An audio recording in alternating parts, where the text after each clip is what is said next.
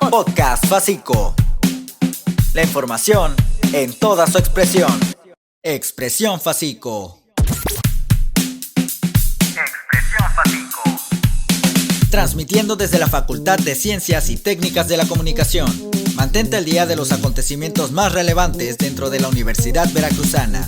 Síguenos en Facebook y en YouTube como Expresión Facico. Expresión Facico.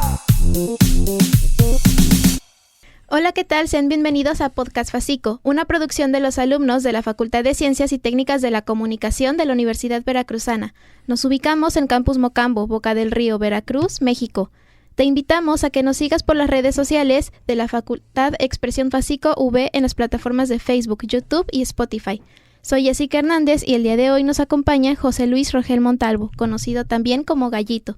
¿Qué tal? ¿Cómo se encuentra? Gracias, Jessica. Gracias a Franco, al doctor Sergio León y a quienes hacen posible este espacio muy importante para la Facultad de Comunicación, la Universidad Veracruzana. Bien, me encuentro bien. Qué bueno. Bueno, recordemos que José Luis Rogel Montalvo es egresado de la Facultad de Ciencias y Técnicas de la Comunicación de la Universidad Veracruzana. Trabajó en el medio XCU, fungió como reportero de radio en Avan Radio y como operador y locutor de radio en la XCTF La Jarocha. Fue reportero de información general en el periódico El Heraldo de Veracruz, camarógrafo, reportero, redactor y conductor de noticias para Televisa Veracruz y titular del Notigallo de Telever. Actualmente es docente de la facultad desde el 2005. ¿Qué le parece si para comenzar pues nos platica un poco sobre cómo y cuándo fue su primer acercamiento a un medio de comunicación? Sí, muchas gracias, cómo no, con mucho gusto. Voy a hablar en primera persona por el tema de lo que me estás preguntando y yo tenía 19 años en 1988 cuando empecé a hacer mis prácticas. En ese tiempo estaba el sistema del propedéutico. Salías de bachillerato, hacías un año de propedéutico, hacías tu examen de admisión, un año de propedéutico y luego ingresabas a la carrera. Entonces, cuando entro al propedéutico, ahí una compañera, Ángeles Pérez, en paz descanse, egresada también de la Facultad de Comunicación, me invitó a colaborar en un reportero que se llamaba, un noticiero, que se llamaba Esquina 1600. Entonces, ese noticiero, pues, conducido por la licenciada Hortensia, no recuerdo su apellido, y el licenciado Pepe Olivares, José Olivares, amablemente me dieron la oportunidad de hacer mis primeras prácticas. Yo tenía 19 años en 1988, pero ya anteriormente, en 1979, yo tenía 10 años, hubo una campaña que se llamó Veracruz Ciudad Limpia, y en aquella época, yo estaba en cuarto año de primaria, y entonces la campaña la organizó en aquellos sagrados tiempos el Ayuntamiento de Veracruz y había brigadas de niños de diferentes niveles educativos, entre esos niveles primaria, y mi escuela primaria Jicotencatl todavía está ubicada en Díaz Mirón, esquina Paso y Troncoso, en la ciudad de Veracruz. Ahí se formó una brigada de alumnos de primaria y fuimos a la XCU precisamente. Me acuerdo que estaba en aquellos años, paz descanse, don Luis Solán y Aguilera, locutor, y el programa de la danzonera Alma de Sotavento, que en ese tiempo se hacía en el estudio Fernando Paso Sosa en vivo. Ahí anunciamos y comentamos acerca de esa campaña, compañeros de primaria, y prácticamente el que fungió como vocero fui yo, ¿no? De lo que hacíamos los niños de la escuela primaria Jicotencal en esa campaña de limpieza para la ciudad de Veracruz. Así que cuando tenía 10 años fue mi primer contacto con la radio, ¿no? Y después, a los 9 años después, 19, pues ya más enfocado hacia el desarrollo profesional, haciendo estas prácticas ahí en Grupo Avan Radio, también ubicado en Veracruz. Entonces, desde niño ya surgió el interés por la Pues comunicación. sí, siempre me gustó platicar y conversar y resumir y escribir y entonces todos los que estamos aquí en la facultad, ¿verdad? Incluyendo quienes son, como en caso tuyo, te hablo de tú porque estás muy joven, Sí. o en el caso de Franco que está ahí en controles, ¿no? O quienes siguen las transmisiones y el podcast, pues también, y estudian comunicación, seguramente también tienen esa afinidad, o sienten esa afinidad, pues, por el ámbito de la comunicación y todos los medios, ¿no? Ahora hay muchos medios alternativos, cibermedios, plataformas, redes sociales. Antes eran los tradicionales, ¿no? Nada más. Okay. Bueno, también muchos lo conocen por haber sido conductor en Telever. Bueno, Sí. ahí, ¿cómo era su rutina de trabajo? Uy, pues mira, yo cuando empecé en Telever me abre la puerta el licenciado Rogelio Pano Rebolledo, gerente de noticias, y el director en aquel tiempo era el señor Mario Díaz. Los dos ya jubilados de la labor informativa, bueno, más que jubilados, retirados, pensionados, jubilados de la empresa, pues, ¿no? De Televisa. Pero yo llego allí en el 2000, yo en el 2001, ahí a Telever por un casting que hace la empresa. Yo trabajaba en ese momento en la radio, en XETF La Jarocha, locutaba, operaba, conducía programas, noticiero y hacía locución y operación de controles. Entonces, mi amigo Luis Moreno, a la postre también reportero, conductor de Televisa y ahora jefe de corresponsalía de Televisa en Cancún, Luis Moreno Guerrero, él trabajaba de locutor cuando yo llego a la TF. Por eso él era delegado sindical. Entonces hice muy buena amistad con él, platico con él todo, y un día llega y me dice: oye, Pepe, hay un casting para Telever, para lector de noticias. La persona que comparte esa información con él es la maestra Lucy Salcedo, académica de la facultad también, y compañera, mi primera productora, por cierto, del Notigallo en Telever en el 2001. Entonces yo llego ahí, hago un casting, fuimos 3 grupos de 20 y tantos muchachos, ¿no? De aquella época, hace 24 años. Ustedes ni nacían, creo. Entonces, pues vamos varios muchachos y compañeros, algunos de medios, etcétera, y al final quedamos 6, 3 varones y 3 mujeres. Entre eso Luis Moreno, estaba otro compañero y yo, y 3 muchachas, y al final tuve la fortuna de ser seleccionado en ese casting, y finalmente un día en cabina me habla mi madre por teléfono y me dice: oye, hablaron a la casa de parte del licenciado Pano que te presentes en Telever. Claro que salí como chiflido para Telever, y platiqué con él, muy amable siempre, licenciado Rogelio Pano, muy tratable, muy consciente siempre, y ya me indicó, ¿verdad?, que estaba yo seleccionado y que la plaza disponible era para camarógrafo, no era para lector de noticias, ¿no? Que si me interesaba, yo le dije que sí, por supuesto, ¿no? Ya había estado casi siempre en radio. Ya había trabajado en XEU, había estado en Avan Radio, estuve en la TF, me tocó la transición de la TF a Radio Fórmula. Ahí en Radio Fórmula hacía pura operación de controles. Un mes vino lo del casting para Telever y yo dije en ese momento sí, ¿no? Y ahí ingresé en el 2001, me parece que en septiembre del 2001, si no mal recuerdo. Okay. Bueno, ¿y cómo surge el apodo, el personaje de Gallito? Bueno, eso... Mira, a mí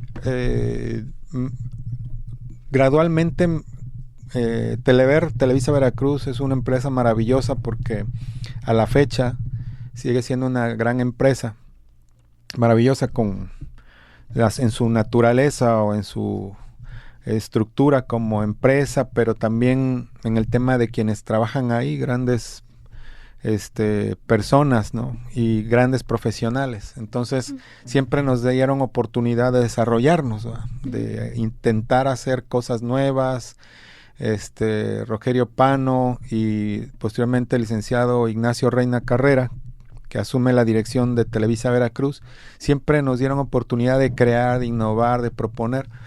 Y se crea un noticiero que se llamaba Más que Noticias, conducido por Alfonso Rodríguez y Emilio Cuevas.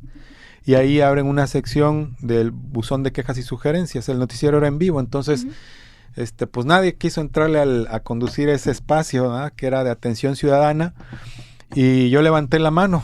Entonces me dieron la oportunidad y empecé ahí a hacer la conducción.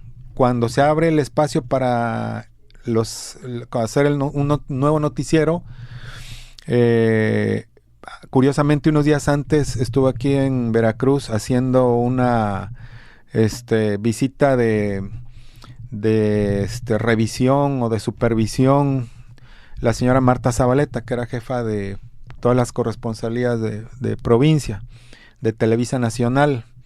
Entonces Marta Zabaleta revisa todos los programas de Telever y ve Más que Noticias y me propone a mí para el nuevo noticiero.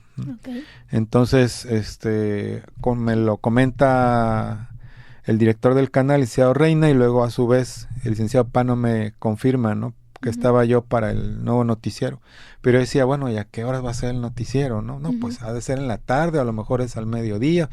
Nunca me imaginé que fuera a las 6:30 en ese tiempo de la mañana al aire, ¿no? Porque en ese tiempo había un noticiero de 7 a 9, entonces yo decía yo, pues como, ¿para qué? No, yo no me lo imaginé. Empieza el noticiero a las 6:30 de la mañana al aire. Obviamente estábamos en Bolívar y Díaz Miró en ese tiempo.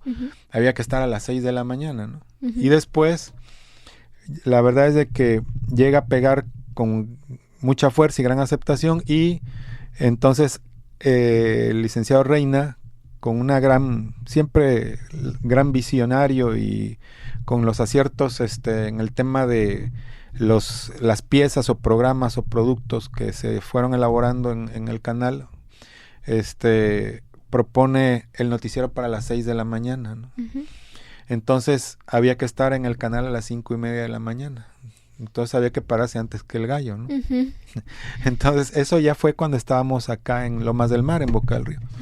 Entonces, por el horario y después el lenguaje, era un noticiero cuyo concepto era relajado, buen humor, activo, propositivo, siempre de buen ánimo. Y yo propuse en alguna junta que tuvimos ahí sobre contenido que se diera la hora gradualmente, que se fuera dando la hora a lo largo de todo el programa, pues.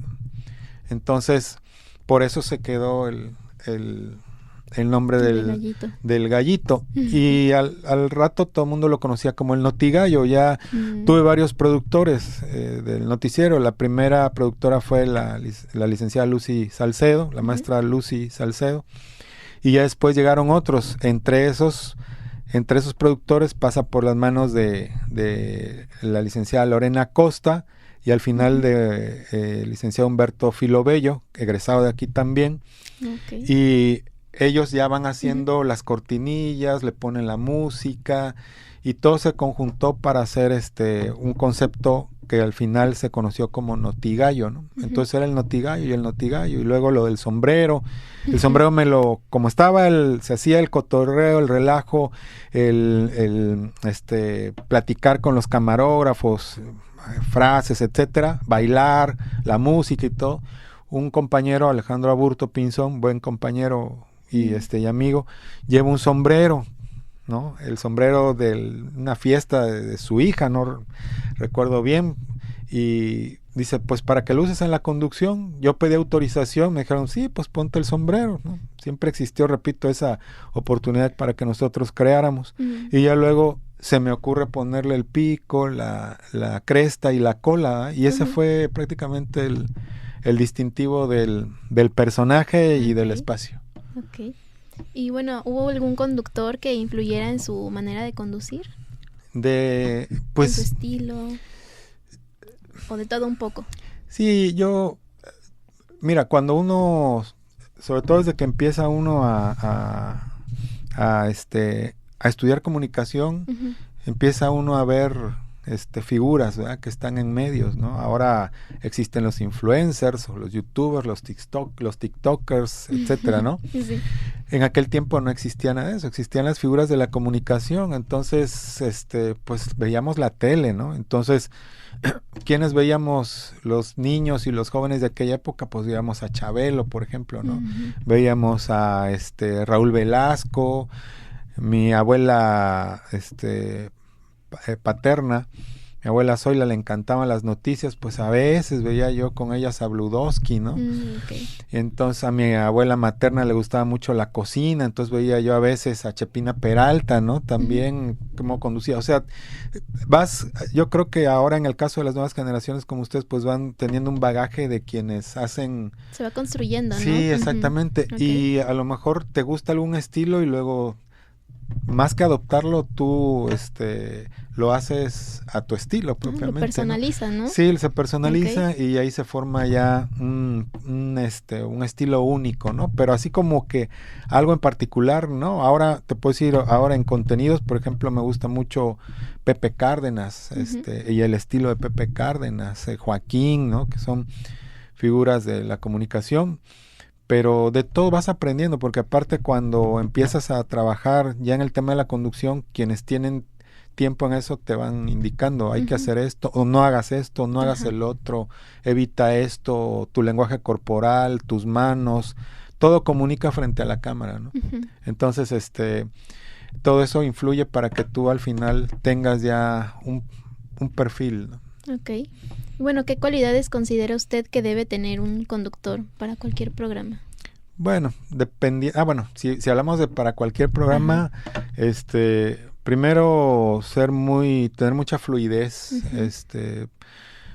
Me tocó trabajar en radio y yo puedo decir en la experiencia personal o particular que trabajar en la radio es la base para trabajar en la televisión, ¿no? Los actores de cine dicen que el teatro, ¿no? Los actores de televisión dicen que el teatro, ¿no? Entonces, yo creo que la radio es la base de la televisión para quienes conducen, para quienes improvisan, ¿verdad? Porque manejas la dicción, la modulación. Me tocó trabajar en la época en que estaba yo en la búsqueda de lugares más consolidados en un radiomercado. Entonces en un radiomercado ahí voy a tirarme al comercial, en Plaza Bastos Boticaria, ahí sobre la calzada de Ejército Mexicano, hay un mercadito ahí. La administradora de ahí compró un sistema de audio, de sonido, y me dijo, oye, quiero poner, sí, amiga mía. Y me acuerdo que condúcelo. Yo no tenía en ese momento otra cosa, no tenía yo trabajo, tenía poco tiempo egresado, y sí, ahí dando las ofertas, anunciando los precios y todo, y a veces presentando alguna de las melodías, sobre todo los sábados que ponía yo, como una pequeña programación de radio. Y entonces todo eso te va sirviendo para practicar, ¿no?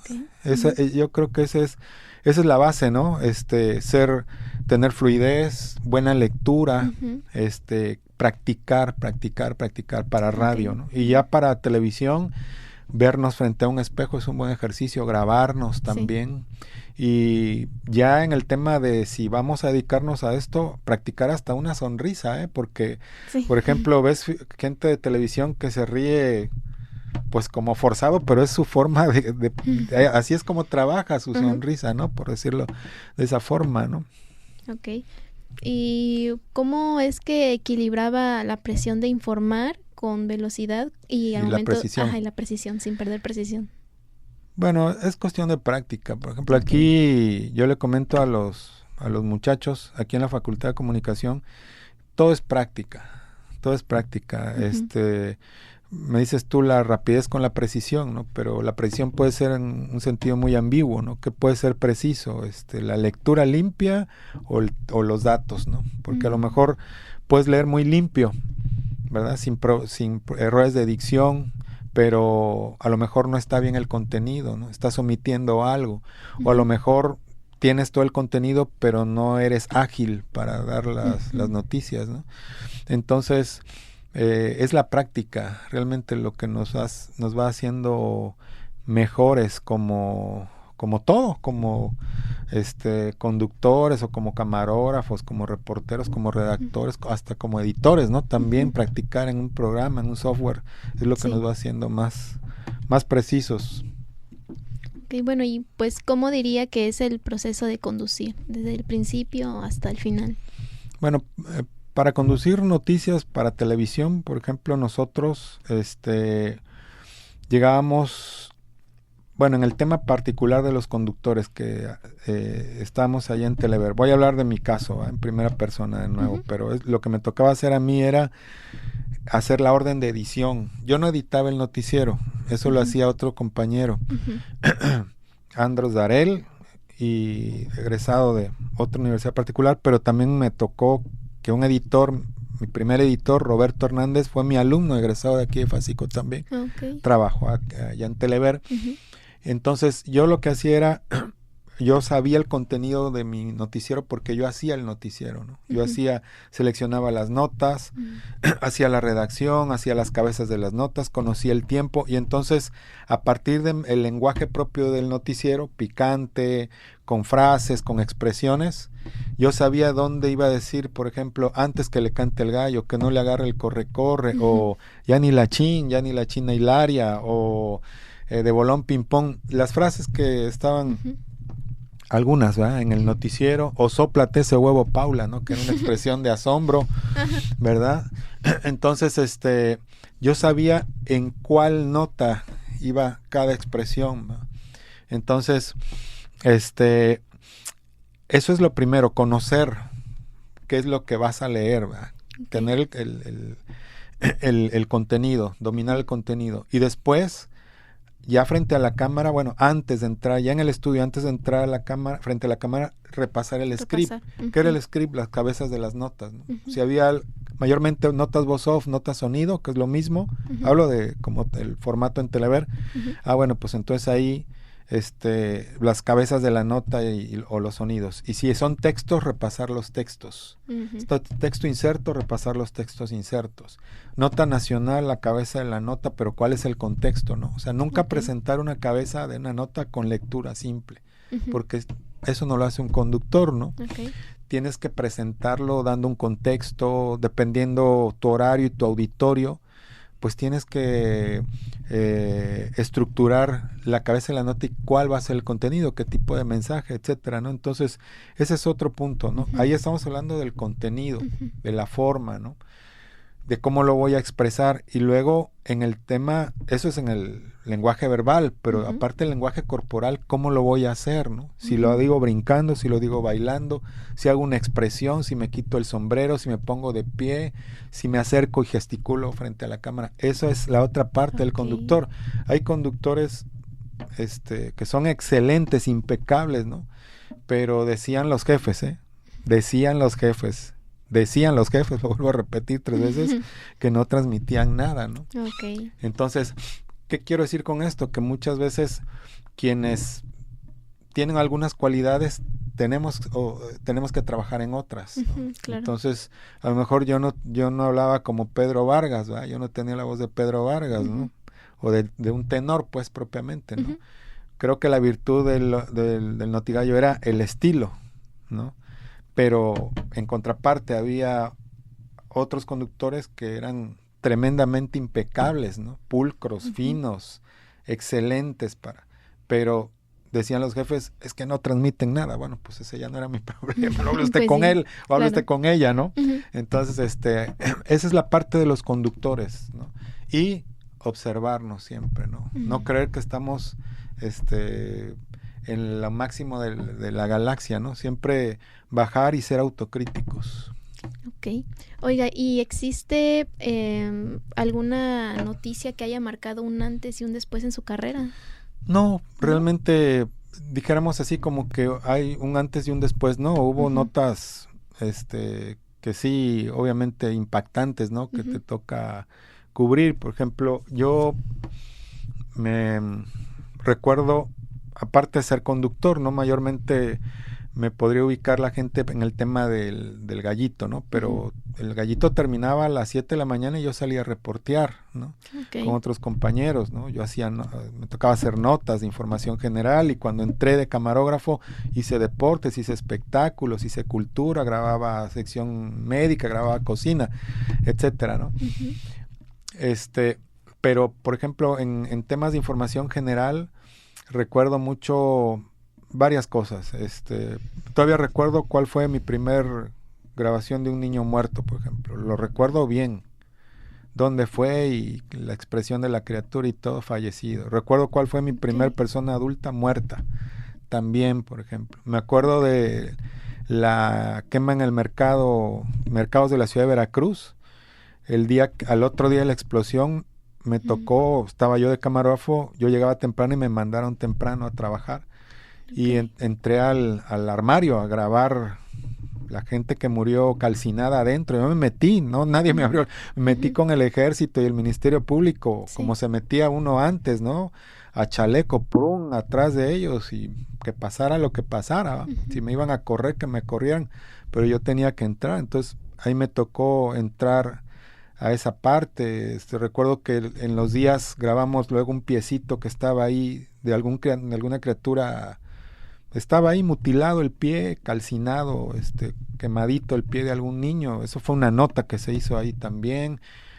Me tocó cubrir la explosión de la balastrera también. Fuimos varios compañeros. Me tocó estar en el pueblo donde fue la explosión. Entramos ahí igual, me metí algunas de las casas quemadas, y luego salir corriendo junto con otro compañero de Azteca, Juan Balán. Salimos corriendo porque se hablaba que venía otra barrancada, y salimos a la carretera. Afortunadamente nos iban escapando algunas personas del pueblo y ahí nos subimos, nos trepamos una camioneta. Hubo varias cosas ahí que nos tocó cubrir ahí fuertes. Una ballena una vez que se varó aquí en Antón Lizardo. Cosas agradables, pues una ocasión me tocó entrevistar a Enrique Iglesias también. O sea, hay muchas cosas ahí. Cubrí partidos de la selección, cuando vino aquí la selección mexicana, en un partido que hubo un aguacerazo, trabajé con Víctor Medina de camarógrafo. O sea, hay varias cosas así que tú puedes decir impactantes, y otras que pues van también marcándote, pero que también son de una buena forma, ¿no? Sí, que también son gratificantes. Okay. Y bueno, ¿qué consejo le daría a un estudiante que busca ser conductor? ¿Que busca ser conductor? ¿Qué consejos? Pues empezar desde abajo. ¿Qué quiero decir con esto? Que hay que formarse. A lo mejor pensamos en llegar y que nos abran la puerta para conducir, ¿no? A la primera. Y si eso ocurre, qué bueno, ¿verdad? Felicidades, es muy buen logro, un gran logro. Pero hay que empezar desde abajo también. Muchos conductores de noticias empiezan siendo reporteros, ¿no? De a pie, ¿no? Entonces, empiezas sudando, mal comiendo, te llueve, te corren, te contestan feo, vas a las encuestas, hay gente que te voltea la cara. O sea, todo eso fue formando el carácter, pero también te va formando profesionalmente, ¿no? Claro. Y leer, siempre es importante leer. Yo recuerdo que había un académico aquí, no recuerdo bien, que nos decían a nosotros, nos movemos en un círculo de 400 palabras. El doctor Paco Blanco, ya jubilado también, bueno, ya de aquí de la universidad, maestro de varias generaciones. Entonces el maestro Paco Blanco nos decía, tenemos que leer, porque nosotros nos movemos en un círculo de 400 palabras. Entonces hay que leer, hay que estar leyendo y prepararse, ver televisión, por ejemplo, y escuchar noticias. Ahora están las redes, también ver muchas redes, a ver qué es. Es otra forma. Es otra forma, sí. Bueno, pues espero que haya pasado un buen momento. No, claro que sí. ¿Quisiera despedirse? Sí, pues agradecer mucho al doctor Sergio León, a Franco, agradecerte a ti también, Jessica. por el espacio y la oportunidad, y gracias también por tomarme en cuenta y invitarme al espacio donde han estado varios académicos también, y también agradecer por acordarse del Notigallo y del Gallito. No, pues usted es una figura importante en la facultad, créanme. Le agradezco, créanme. te agradezco. Bueno, gracias por escucharnos en este episodio de Podcast Facico. También agradecemos pues a Gallito, al maestro Gallito, por habernos dado este tiempo, y esperamos que haya sido agradable para usted. No olviden seguirnos en nuestras redes sociales de la facultad como Expresión Facico V, y en plataformas como Facebook, YouTube y Spotify. Gracias otra vez nuevamente, y gracias a ustedes. Gracias, muy amable. Podcast Facico. La información en toda su expresión. Expresión Facico. Transmitiendo desde la Facultad de Ciencias y Técnicas de la Comunicación. Mantente al día de los acontecimientos más relevantes dentro de la Universidad Veracruzana. Síguenos en Facebook y en YouTube como Expresión Facico. Expresión Facico.